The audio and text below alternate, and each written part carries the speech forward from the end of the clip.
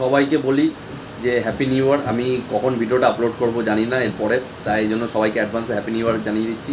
সবাইকে শুভেচ্ছা, আমার ভালোবাসা। আর যারা গুরুজন আছে তারা আমাকে আশীর্বাদ করুন যে আমি যেন আরও বড় হতে পারি, আরও সাকসেসফুল হতে পারি, যতটুকু হয়েছি তার থেকে বেশি আরও সাকসেসফুল হতে পারি, এটাই চাই। আশীর্বাদ করে দিন নতুন বছরে, সবাইকে শুভেচ্ছা। তা যাই হোক না কেন, এই নতুন বছরে আমি অনেকগুলো মুভি, অনেকগুলো ওয়েব সিরিজ দেখেছি, যেগুলো আমার মানে মাথাতেও নেই। এতগুলো মুভি, এতগুলো ওয়েব সিরিজ দেখে নিয়েছি। সারা বছরেরটা ভাই কে মনে রাখে? হয়তো গুনে গুনে দেখলে মনে পড়বে, তবে আমি রিসেন্ট টাইমে যেগুলো মনে পড়ছে সেগুলো বলছি। কালকি আমার হেভি লেগেছে, কালকি 2898 হেভি লেগেছে।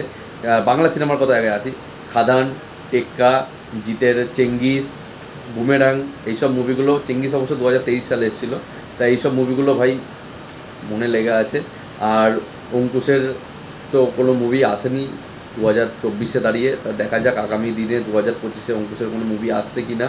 তা যাই হোক না কেন, বাংলা সিনেমা বলতে আমি বড় বড় সুপারস্টারদেরই বেশিরভাগ মুভি দেখি।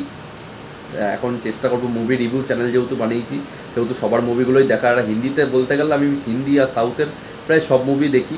রিসেন্ট টাইমে পুষ্পা 2 দেখেছি, ঠিক আছে, সব ধরনের মুভি দেখি।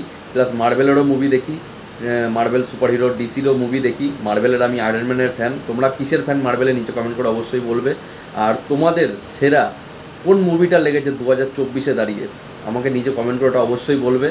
মুভি কিংবা ওয়েব সিরিজ কোনটা সবথেকে বেশি ভালো লেগেছে, কিংবা লম্বা একটা লিস্ট আমাকে বলে দাও, তাহলে আমি সেরকম ধরনের ভিডিও তোমাদের জন্য বানাবো, তোমাদের জন্য আনবো। থ্রিলার, সাসপেন্স, মিস্টেরিয়াস, কীরকম ধরনের ওয়েব সিরিজ কিংবা মুভিজ তোমরা দেখতে পছন্দ করো, জম্বি, ভাই আমি সব ধরনের দেখি।